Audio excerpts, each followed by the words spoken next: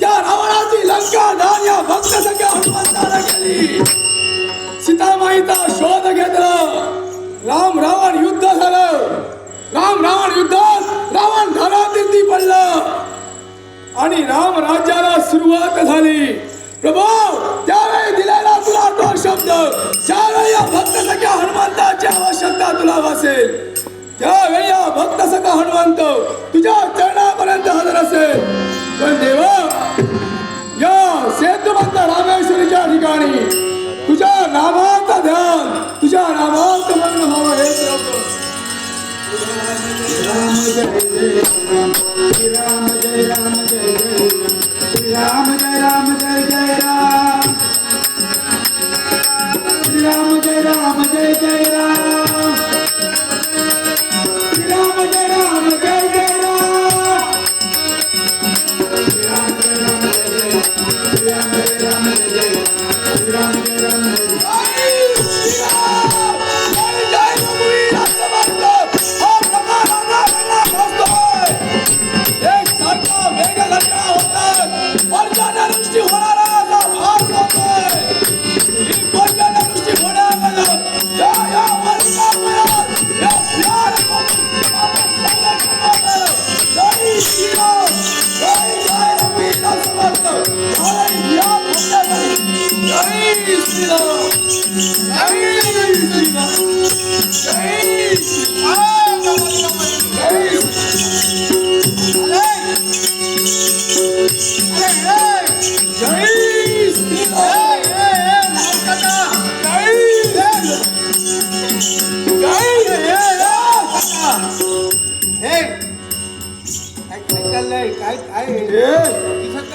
कोण रे बुवा? तू बुवा? बुवा नाही तर काय? मी बुवा? ए बुवा नाही एवढंच बोलणार. माझ्या कर्तव्याच्या आड तू येतोयस कर्तव्य म्हणून सांगतोय. यावेळी इथं न थांबता पुनश्च मागणीला अरे थांब. झालाय का तुला? काय चाललंय काय हे? तुला दिसत नाही? पहा मेघगर्जना होते. पर्जन्यवृष्टी होणार आहे. त्याचे दिवसच आले. या पर्जन्य काय झालं? दिवस अजून वेळ आहे यायला. अवकाळी पडतोय. तो केव्हाही पडणार. कारण काय? कलियुगाला सुरुवात झाली. होईल कलियुगात काय घडलं सांगता येत नाही. म्हणूनच त्यापासून रक्षण करण्यासाठी या वालुकामयात भुयार खोदतोय माझं संरक्षण करण्यासाठी. तुला जर माझ्या बरोबर यायचं असेल या भुयारात माझ्या पाठीमागून हे जय श्रीराम. यात तुझा दोष नाही रे. मी या जगात फिरतोय ना भक्ती मार्गासाठी, त्यावेळी मी पाहिलं काय तुझ्यासारखे त्यांना ज्यावेळी हसरा असावा लागतो ना त्यावेळी या झाडावरून त्या झाडावर उडान टप्पो लावूई. हो उडान टप्पू.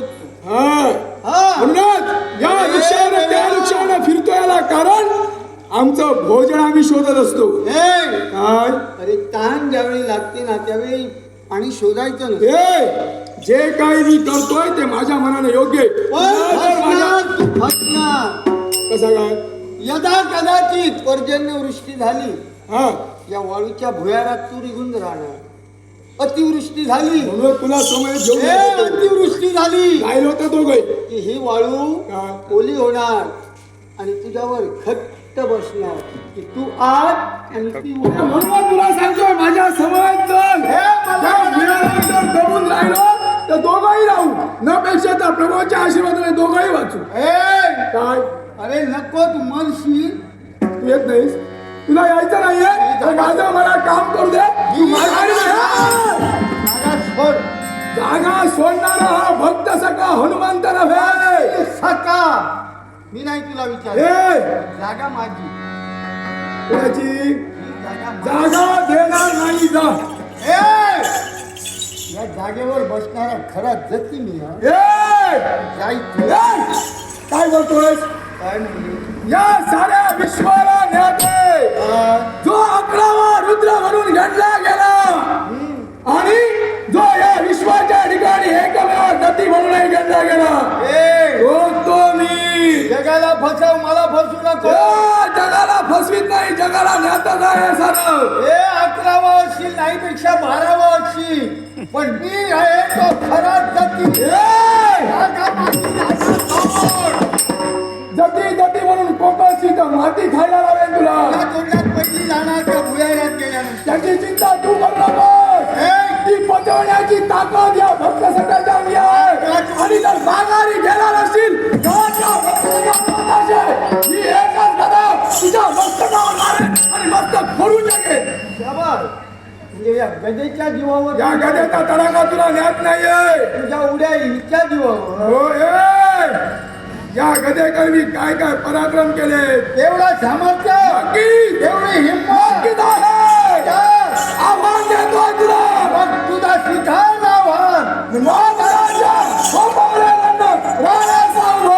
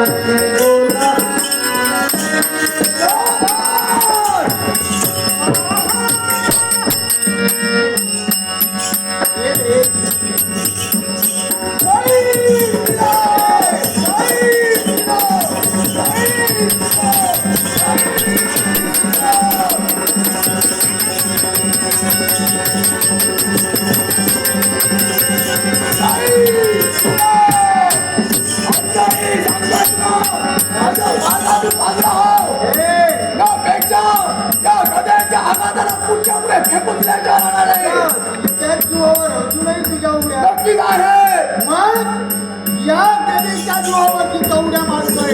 काय करायचं माझा चमत्कार तुला दाखवावा. काही करणार आहे ना माझ्या जेव्हा याच्यावरती एवढे मग फळाच्या जेव्हा सामर्थ्य आहे हे तर तुला पाहिजे.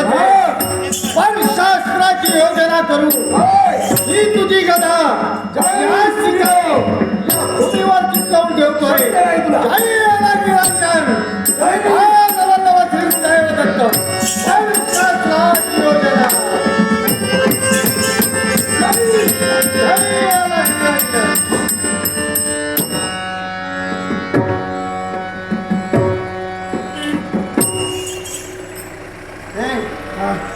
उड्या संपल्या. पराक्रमी तू उड्या संपल्या. बलवान तू. आता मला समजलं. आता एक कर काय मला जगायचं नाही. तू चलती गदा ए तर माझा कपाळ माझ्या उड्या तिच्या जीवावरती होत्या. पण तुझ्या उड्या जे काही झोळीत हात घातलास काय ते काढलंस. हस्ताधिकार आणि विभूतीचा चमत्कार म्हणजे त्या विभूतीच्या जोरावरती तुझ्या उड्या आहे. आता ए, काय माझीच गदा आहे ती. आता धोका देणारी नाही. हा उचल उचलणारच आहे. उचल जरा तो. उचल. जय श्रीराम.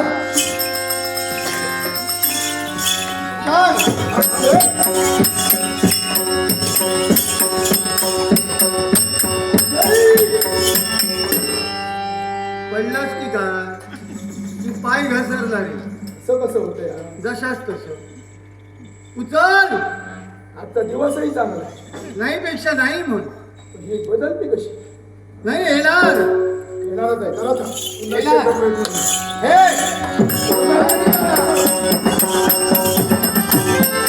ए, प्रभू.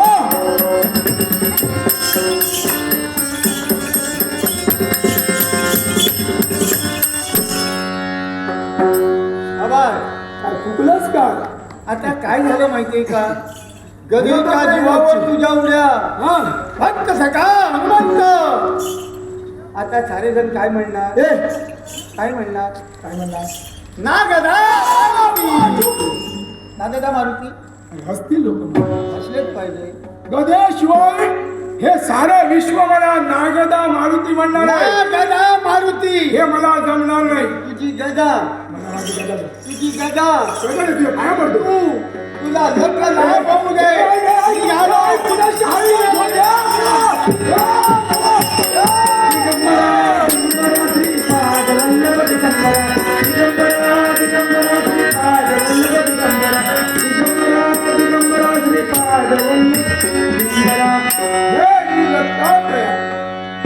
रामचंद्राचा निस्सीम भक्त भक्त सखा हनुमंत तुझ्या चरणी नतमस्तक होतो. खंड बाबूंची वृद्धी होईल मंगलाचा आशीर्वाद. देवा नाटक दशरथ तांडे हे सख्या हनुमंता. देवा आमच्या दोघांचंही भांडण चालत होतं आणि त्या भांडणाच्या मध्यंतरी मूर्त स्वरूपानं तुमचं आगमन झालंय.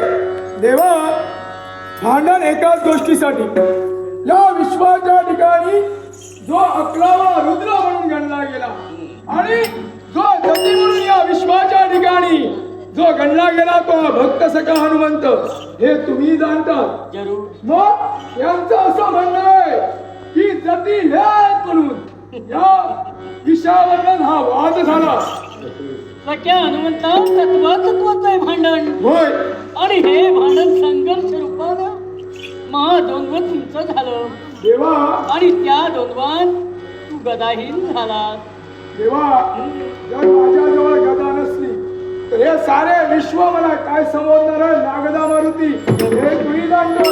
आणि- या गदेश्वर भक्त सखा हे सख्या हनुमंत. हनुमंता, हा या कलियुगात ना गदा मारुती म्हणून हो या विश्वात तुझी महती राहणारच आहे. हाय.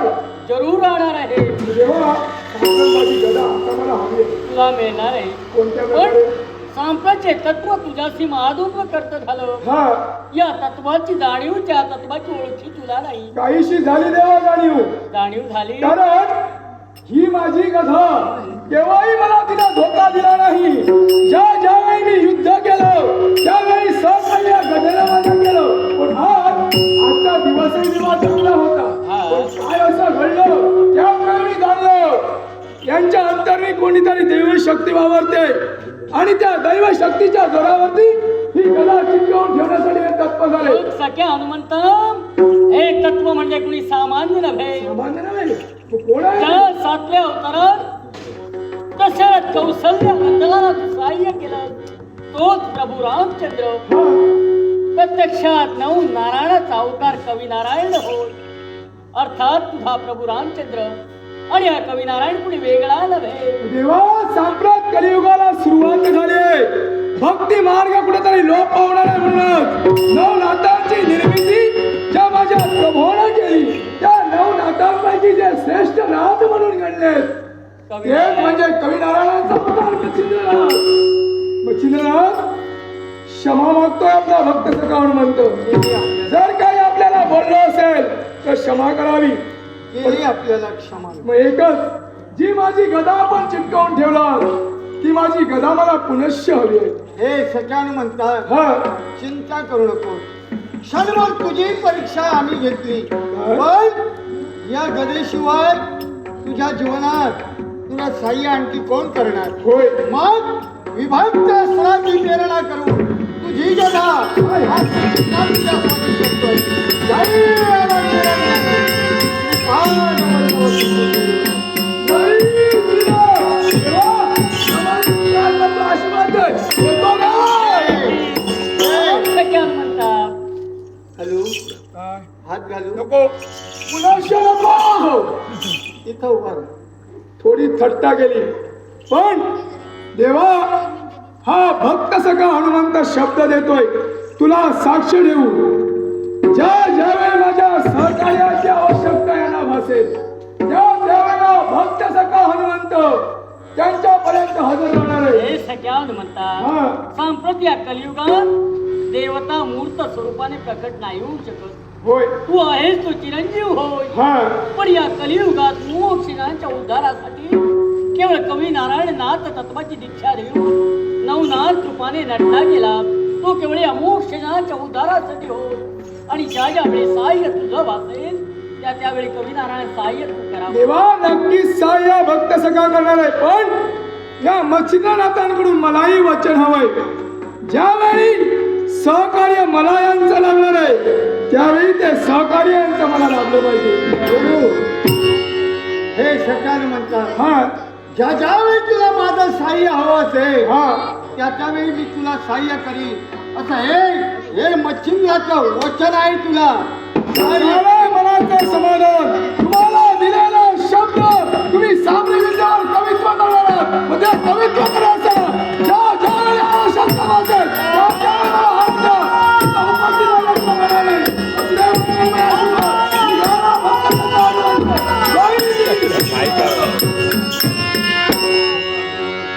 हे कवी नारायणा, सन्मान्य गुरुनाथ महाराज, हे कवी नारायण, मच्छिंद्रनाथ अद्याप तो पूर्णत्वला प्राप्त झाला नाही. अजूनही काही देवता आहेत. अर्थात या देवतांना आपलंस करून घेण्यासाठी या समस्त देवतांना मंत्राधीन कर आणि हे विश्व कार्य सफल कर. विश्व कार्य सफल कर. ज्यावेळी देवा तुझी गरज वासेल त्यावेळी फक्त हाकेच भाव घे. दिगंबरा दिगंबरा श्रीपाद वल्लभ दिगंबरा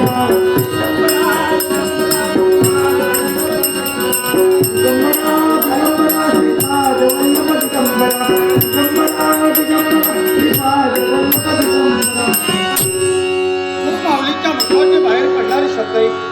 अजूनही तुला देवतांची गरज आहे ती साह्याची.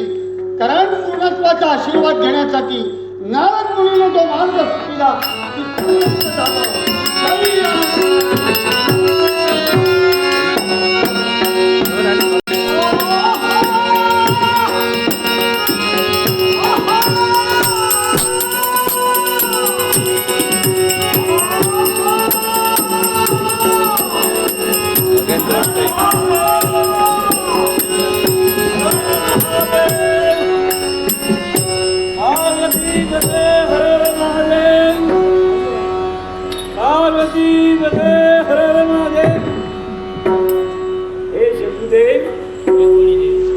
तुमच्या देव कार्यात आमची मदत व्हावी म्हणून सारी भूतावल निर्माण केली. त्याचप्रमाणे त्या भूतावलीचा प्रमुख म्हणून एकोबा म्हणून माझी नेमणूक केली. प्रत्येक ग्रामी जिथं जिथं तुमचं मंदिर आहे तिथं तिथं दक्षिणाभिमुख या एकोबाचं मंदिर भक्तजनांनी निर्माण केलंय. तुम्ही मला कार्य दिलं की प्रत्येक ग्रामी सीमारक्षणाचं कार्य तुम्ही केलं पाहिजे. शंभुदेव, तुमची आज्ञा प्रमाण मानून गाव रक्षणाची जबाबदारी आम्ही आमच्या हाती गाठी घेऊन नित्यशा करत असतो. त्याप्रमाणे पुढे भक्तजन आम्हाला नैवेद्य अर्पण करताय, मानमान्यता देताय. प्रत्येकाच्या मनकामना आम्ही पूर्ण करतो. पण या कडूळ क्रांती आईने मला आज्ञा केली आहे. मी तपश्चर्या करणार आहे. या आंबाडा प्रांताच्या ठिकाणी या उंच डोंगरावर मी तपश्चर्या करणार आहे, ध्यान धारणा करणार आहे. तेव्हा हे वेतोबा, ही सारी भूतावल घेऊन तू या डोंगराचं रक्षण केलं पाहिजे. कुणीही मनुष्य प्राणी, कुणीही सजीव प्राणी या डोंगरावर येऊन माझ्या समाधीचा भंग करता उपयोग नाही. म्हणून आईची आज्ञा प्रमाण मानून या डोंगराचं रक्षण करण्याचं कार्य हा वेतोबा करतोय. हर हर महादेव, हर हर महादेव, हर हर महादेव.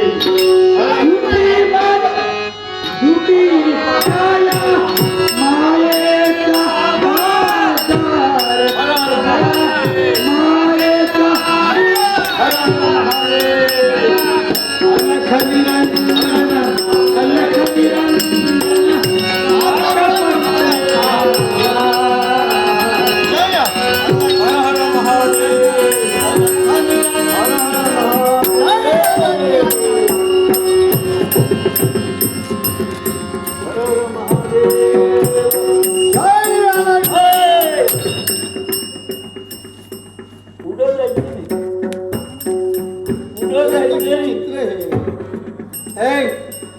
पुढे जायचं नाही म्हणजे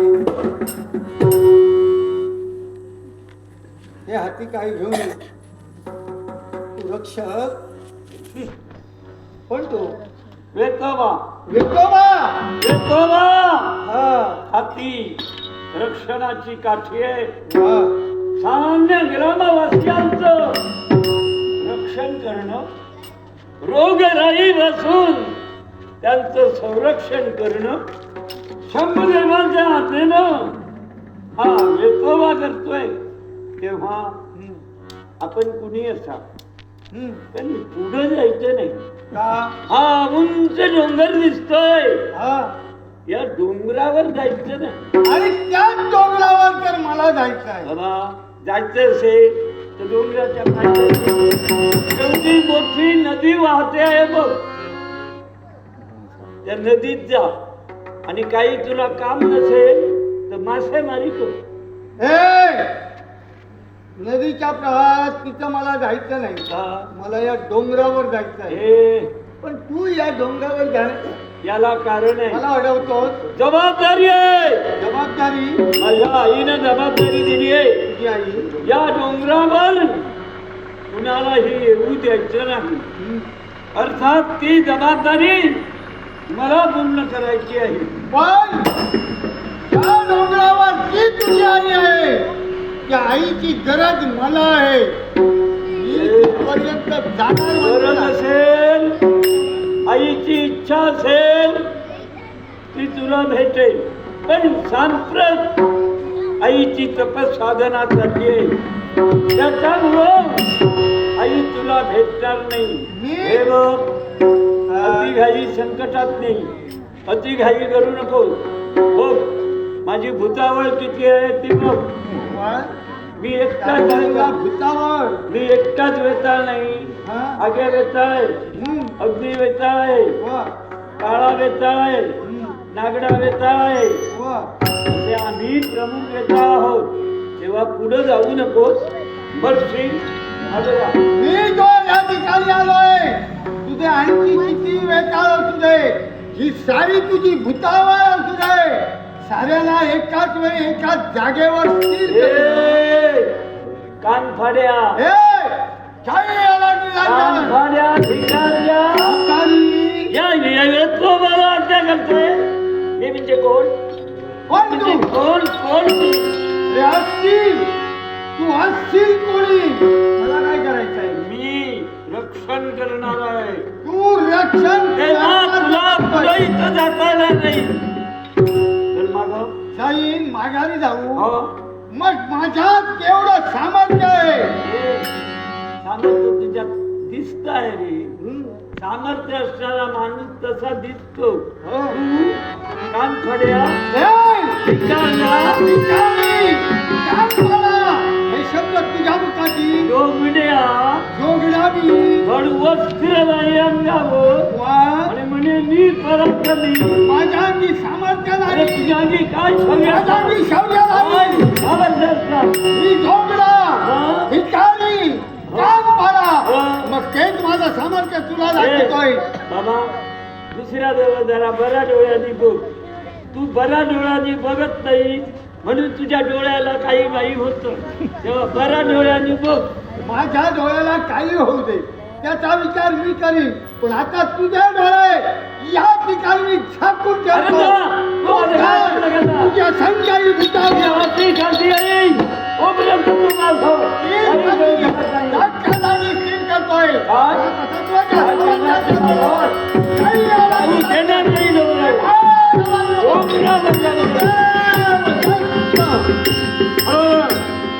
हर हर हर हर हर हर महादेव, हर हर महादेव, हर हर हर हर हर हर हर हर महादेव, हर हर महादेव, हर हर महादेव,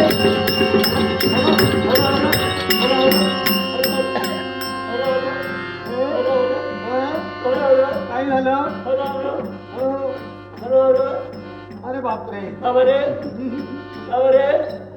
गरगरत माझं का? हा डोंगरच माझ्या सभोवती फिरतोय.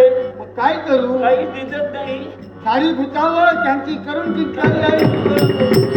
मी धरतो धरतो तुझे दोन्ही पाय धरतो. ए, धरतो धरतो नको, पाय धरतो. पाय धरतो. मग काय करू? रे, असाच राहा, नाही असाच राहा. नको, वाकडा ठेवू नको. हं. ठेवीलच तर सरळ ठेव. असाच राहा. मला सरळ केलं तर ठीक आहे, वाकडा ठेवतो तू. वाकडा वेचा हा. तुझं सामर्थ्य मला कळलं नाही. हं. आता सामर्थ्य माझ्या लक्षात आलं. अरे, मला सोडव रे, सोडव. मी शरण आलो. मी सांगेन ते ऐकणार. होय होय, पटलं नको. पटलं तर होय. असाच राहा. आणि आला तुझ्याकडं. तूच मोठा रे बाबा, हं. तूच मोठा. होईल ना. सरळ मग ज्या तत्वाच्या शक्तीनं तुला असा वाकडा केलं, आता तीच शक्ती माघारी घेतोय. बोललेल्या शब्दाला तू जर का फसवशील, त्यात माझ्याशिवाय नाही. जय आनंदाचं.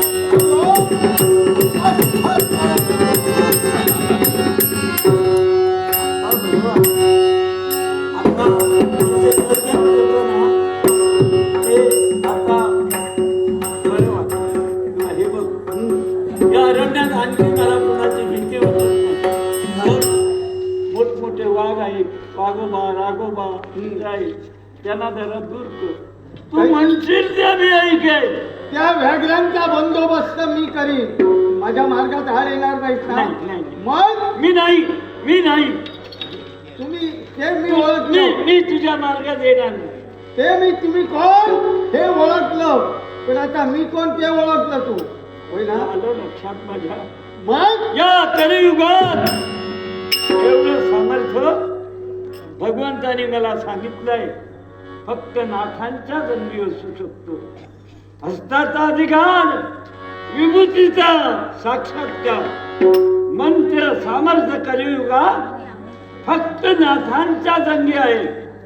देवाधिकारात सुद्धा नमविण्याची शक्ती या नाथांच्या अंगी गुरु दत्तात्रय माऊलीच्या योगे त्यांना प्राप्त झाले. देवानं म्हटलं होतं, हे वेतवा कुणाच्याही वाटेला जा, पण नागपंथाच्या वाटेला जाऊ नकोस.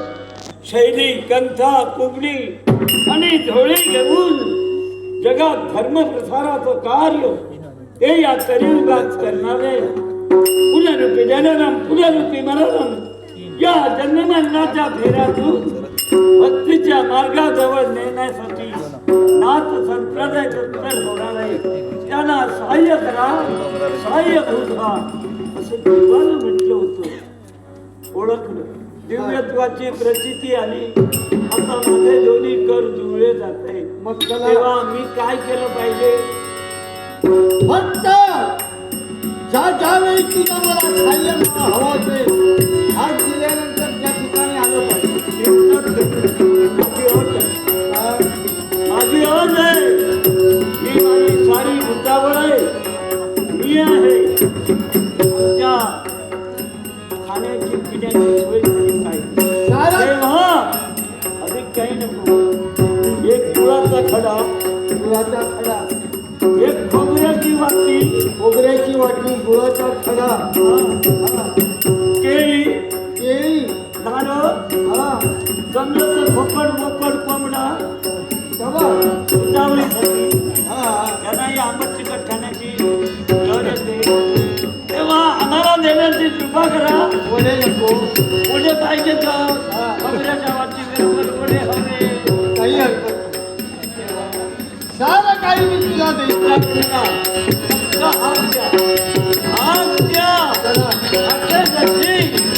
सारी भूतावर घेऊन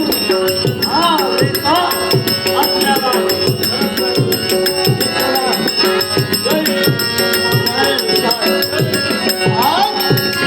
तूही माझा अधीन झालाय, तुलाही मी काहीच केलंय.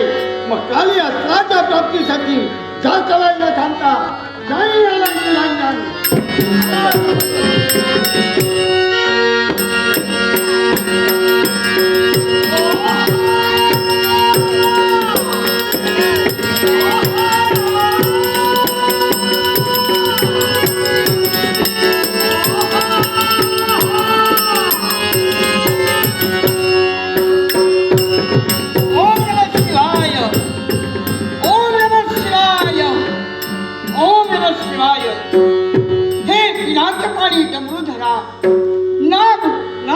भूषणा, हे माझ्या दयेच्या देवा महादेवा, हे कालिकास्त्र तुझ्या चरणी नतमस्तक होते. देवा, केवळ या विश्वाच्या कल्याणासाठी आणि विश्वाच्या शांततेसाठी या कालिकास्त्राची देवा तू निर्मिती केलीस. कारण कित्येक आसुरी शक्तीच नव्हे पण कित्येक दैत्य या विश्वाची विश्वगडी विस्कळीत करण्याचा प्रयत्न करते. एवढंच नव्हे ते या विश्वात चराचरात असलेल्या सद्भक्तांचा झळ करण्यासाठी सिद्ध होत होते. त्याच वेळी त्याला कुठेतरी आळा बसावा, त्याचा नाश व्हावा याच्यासाठी या कालिकास्त्राची निर्मिती केली. आपल्या हाती धरला आणि कित्येक आसुरी शक्तीचा नाश करण्यासाठी सिद्ध झाला.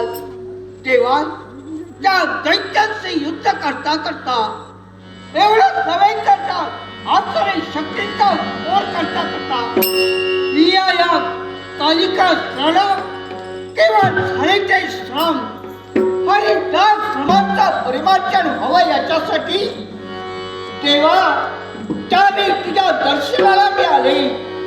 त्याचवेळी मी तुला प्रश्न केला, देवा, या आसुरी शक्तींचे युद्ध करताना आम्हाला थकवा जाणवतोय, श्रम झाले आणि याच्यासाठी देवा आम्हाला विश्रांतीची गरज आहे. देवा, माझी इच्छा तुझ्याजवळ प्रदर्शित केली आणि त्याच वेळी ते माझी इच्छा तेव्हा पूर्ण करण्यासाठी सिद्ध आला. तुझ्या मुखातून निघालेले ते शब्द, हे कालिके, जा, तुला विश्रांतीची गरज आहे. मग याच वेळी तू विश्रांती घे. जोपर्यंत माझी पुढील आज्ञा तुला होत नाही तोपर्यंत तुझ्या विश्रांतीचा भंग कुणी करणार नाही. आणि याच्यासाठी महादेवांची आज्ञा मानली आणि आगमन झालं. या घनघोर अरण्यात प्रवेश केला आणि एकांतवास पत्करून ही कालिकास्त्र या ठिकाणी आपली विश्रांती घेण्यासाठी सिद्ध होते. तेव्हा तुझी कृपा दृष्टी आमच्या पृष्ठभागी राहू दे, आमच्या पृष्ठभागी राहू दे.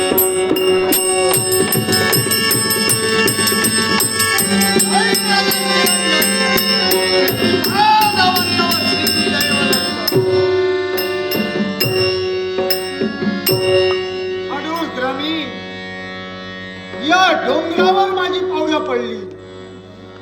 आज माझ्या इच्छेनुसार माझं कर्तव्य मला पूर्ण करायचं. जय निरंजन. माझी प्रतिज्ञा ही अनेक रूपाने नटली आहे आणि आज विश्रांतीसाठी इथं आहे. पण माझं कर्तव्य मला मोहात देत आहे. हिच्या विश्रांतीचा भंग करणं हे खरं. जाओ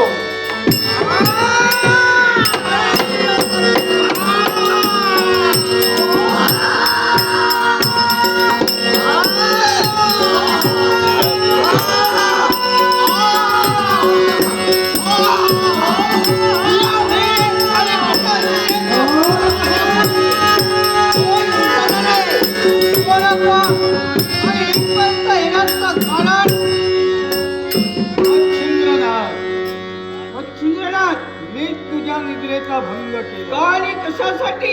कारण तुझी गरज आहे मला. कुणाची? तुझी. माझी. हो. पण मच्छिंद्रनाथ, एवढं लक्षात ठेवा, ही आज्ञा पाळते ती केवळ महादेवांच्या इच्छेनुसार. महादेवांची आज्ञा वाचून मी अन्य कुणाची आज्ञा घेत नव्हे. आतापर्यंत गेली 3 युग त्या देवांच्या आज्ञेत होती. आता या कलियुगात माझा अधिकार. मच्छिंद्रनाथ, मुळीच नव्हे. मी आज्ञा घेत आहे महादेवांची.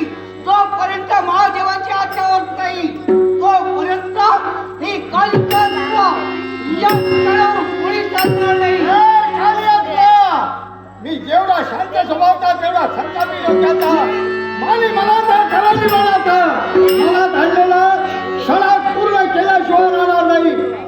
तो म्हणतो मुकाट्यानं माझ्या म्हणण्याला मच्छिंद्रनाथ, जेवढी तुम्ही करारी बाळगतात हट्टी स्वभावतात तेवढीच मी निकटते ते बोललेले शब्द आहे ते बोललेले शब्द मी सत्य करणार आहे आणि याचा अधिकते माझ्या हृदयात जर इथपर्यंत आत्मधरास असेल तरी तुझी इच्छा केव्हा पूर्ण होणार नाही मला ऐकून एक खाली असला तुला तुझा अहंकार केलेला नाही मग तो तुझा अहंकार दूर करण्यासाठी आता धक्का किती खावे लागेल एवढं सामर्थ्य एवढं बळ शिकायला तुला या सगळ्या कोणत्या तऱ्हेनं या कायस्थाला वश करत आहे हे मला प्रचंड स्वामी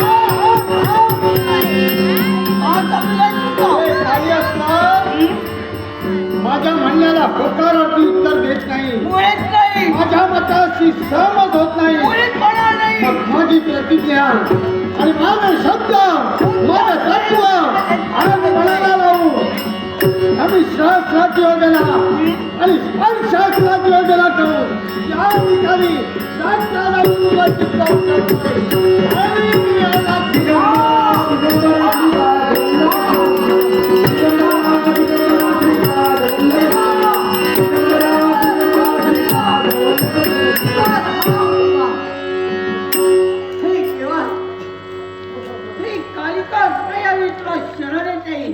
आहे अवैधान हे काली असताना संपत मच्छिंद्रनाथाने परशास्त्राची योजना करून तुम्हाला जखडबंद केलंय तेव्हा मला एकच सांग मी तुमची आज्ञाचित आहे तुमच्या आज्ञेत वर्तन ठेवणं हे माझं कर्तव्य आहे असं असता माझी काय चुकी होती याच्यात एकच सांप्रत या कलियुगात भक्ती मार्गाचा प्रसार मच्छिंद्रनाथ करतायत मच्छिंद्रनाथ म्हणजे कोणी सामान्य नव्हे 9 नारायणापैकी कवी नारायण संप्रत मच्छिंद्रनाथाने नाथ रूपाने अवतीर्ण झाले देवतांचा आशीर्वाद केवळ भूमोक्षणाच्या उद्धारासाठी त्यांना मिळणं करणं प्राप्त आहे आणि म्हणून हे कालिके हे काली अस्त्र सुद्धा त्यांना मिळणं करणं प्राप्त आहे तेव्हा जर आपली आज्ञा असेल कारण महादेवाची आज्ञा काय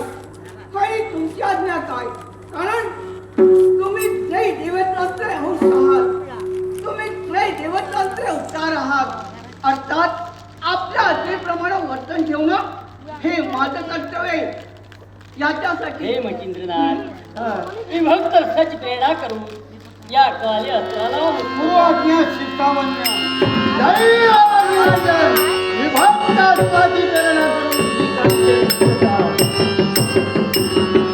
तेव्हा आपली काय नाही एकच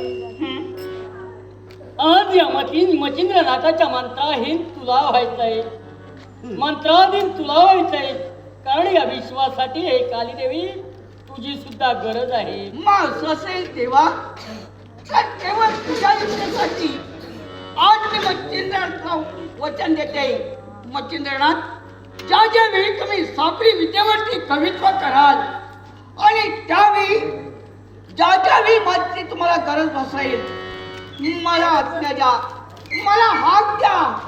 हे कालिकास्त्र तुमच्या हाकेसाठी तुमच्या मत्तीला धावून येईल. हे काली माते, हं? अगं तुझी अनेक रूप आहे. सातेरी भद्रकाली कालिका, अगं चामुंडा, ही अनेक रूपानं तू नटली. पण तुझ्याच बाबतीत मी प्रतिज्ञा केली तीच मला आज सत्य करायची होती.